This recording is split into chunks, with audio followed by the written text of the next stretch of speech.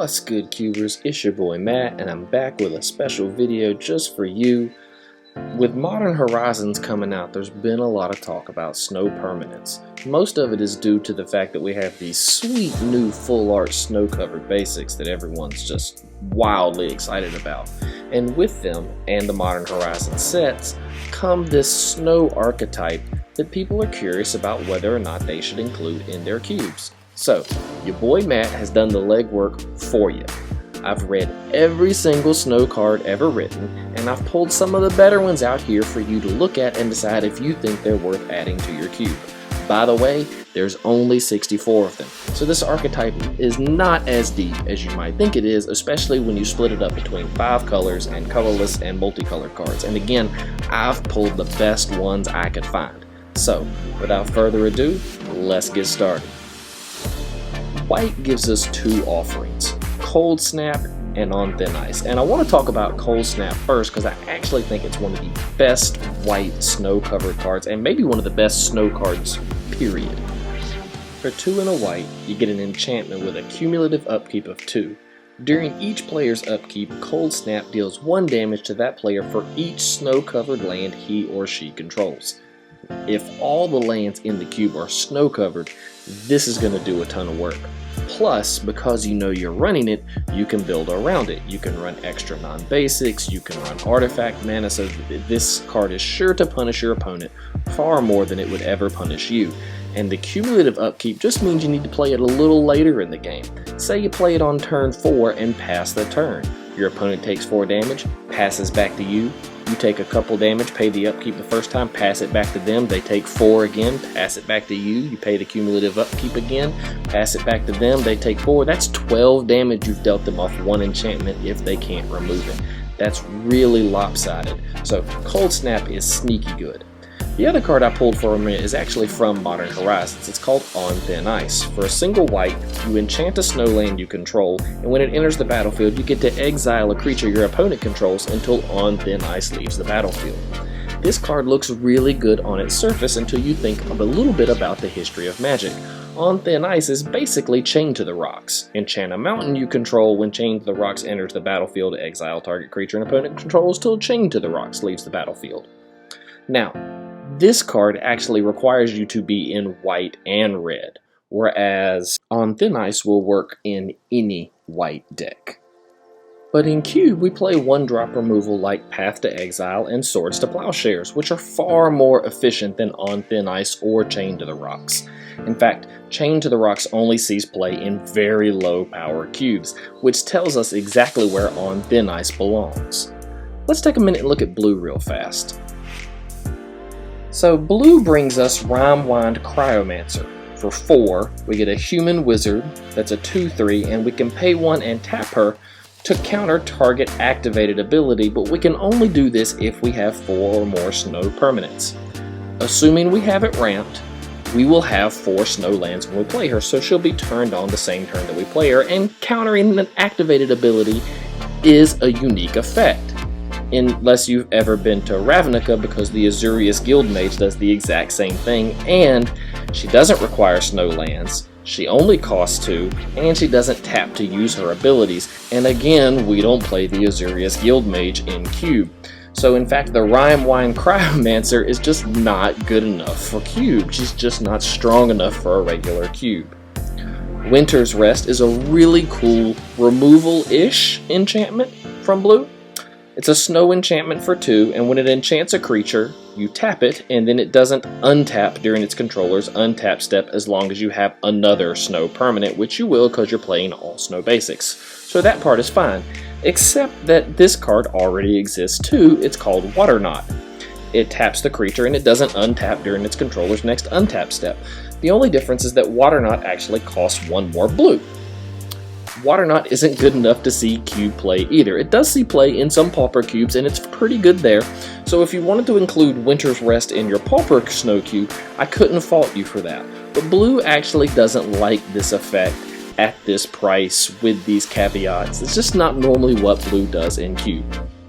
The Haidar Rhymewind Master costs 5 mana for a 3/3 human wizard. Its ability is pay 2 and tap. Return target permanent to its owner's hand. Play this ability only if you control 4 or more snow permanents. Again, assuming we have it ramped, this part of the clause won't be a problem. So the question is, do you want a 5-mana 3/3 that you can pay 2 and tap to bounce a permanent? We have something similar to that in Cube already. It's not the same thing, but the Riftwing Cloudskate costs 5 for a 2/2 flyer. Now I know it costs 2 blue, but at 5 mana, the second blue is really not that hard. When it enters the battlefield, return target permanent to its owner's hand. So you only get the effect once, but Cloudskate gives you the ability to suspend him for 2 mana, which is just huge. It's just so much upside that you can cast this on turn 2 and then it hits the field on turn 5 for free. And you could hard cast him if you have to. It just makes the card more flexible. So again, I think Hide Air Rhymewind Master is just not good enough for your standard cube. I think you're talking about a much lower power level cube. With a couple of exceptions, that's really what I've learned about most of these Snow Matters archetypes, is that they're just a little lower powered than the average cube really wants to include. One of the exceptions to the rule might be here with Dead of Winter. Dead of Winter is 2 and a black for a sorcery that reads, all non-snow creatures get -X till the end of turn, where X is the number of snow permanents you control. This is a card I can see fitting into some kind of black control shell beautifully.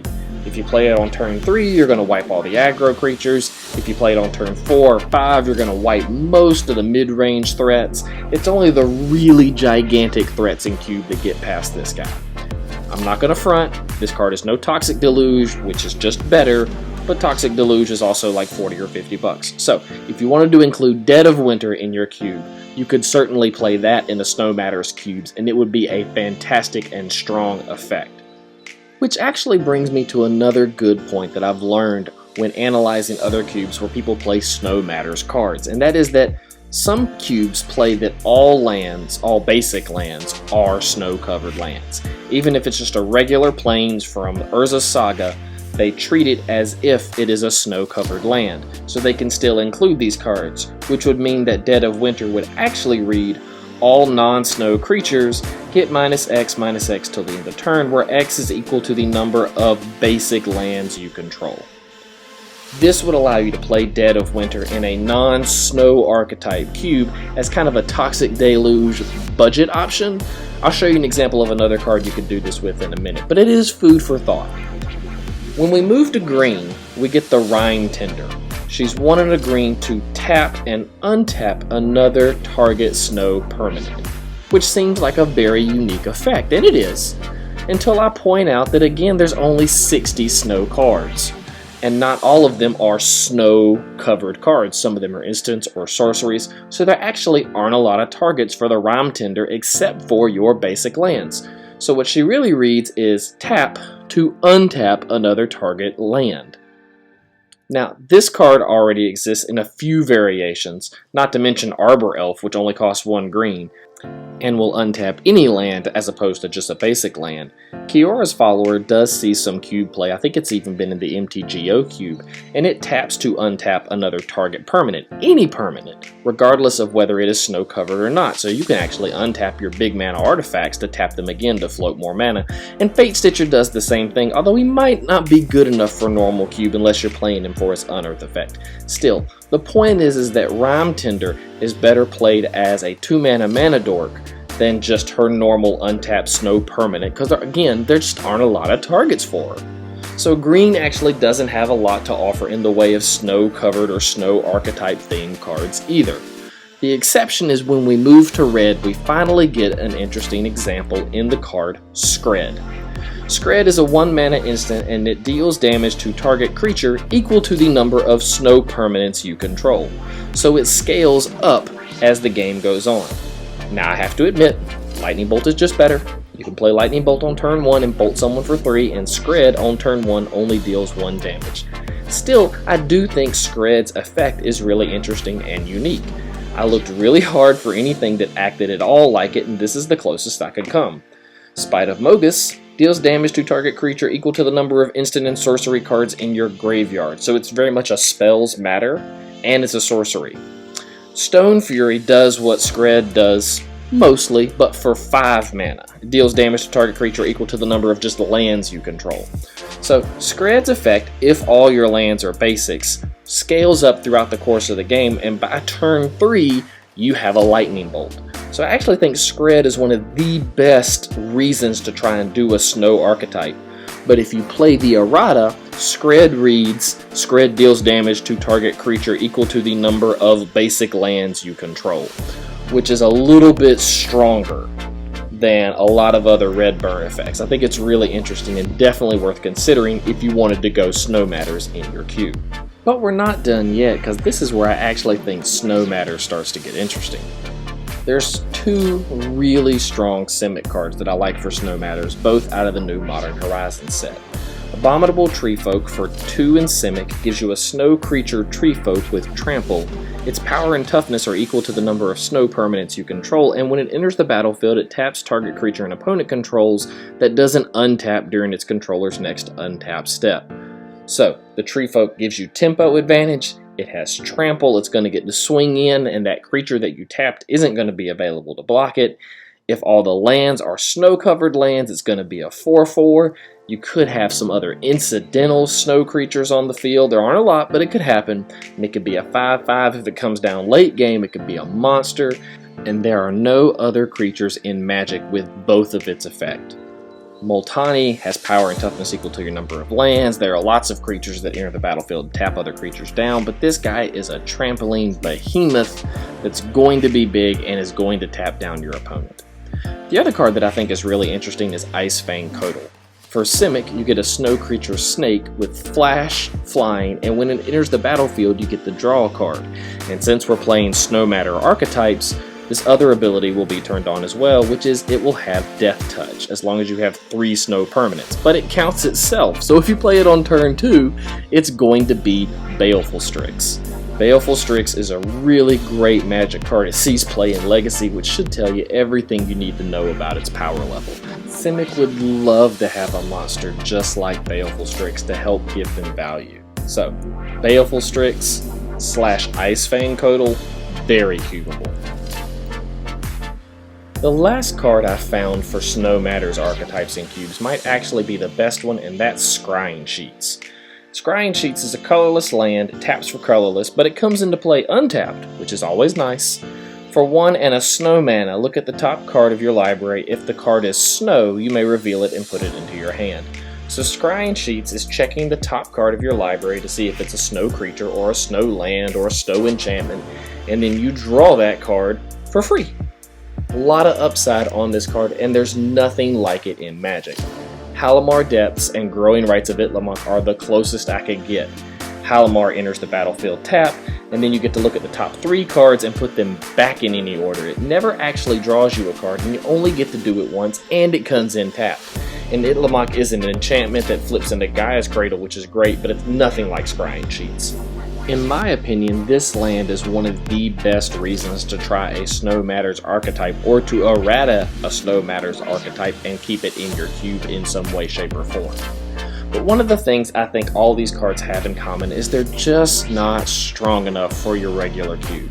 If you're playing a low power cube, or you're starting off with a new cube and you're trying to include a cheap or affordable archetype, maybe you play Snow Matters there.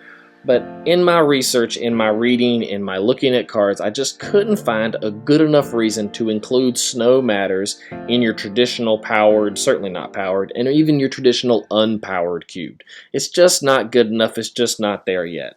Maybe Wizards will go back to Ice Age, or maybe they'll go back to Cold Snap and we'll get to do this archetype again, but right now, the cards just aren't there. That's going to do it for today, Cubers. If you think I've got any of this wrong, or you think I missed a snow card, be sure to drop it below. Do you play Snow Matters in your cube, and how does it play out? I'm really curious. I was really excited about this video, and then the deeper and deeper I got into the archetype, the more saddened I felt. So I would love to hear some success stories.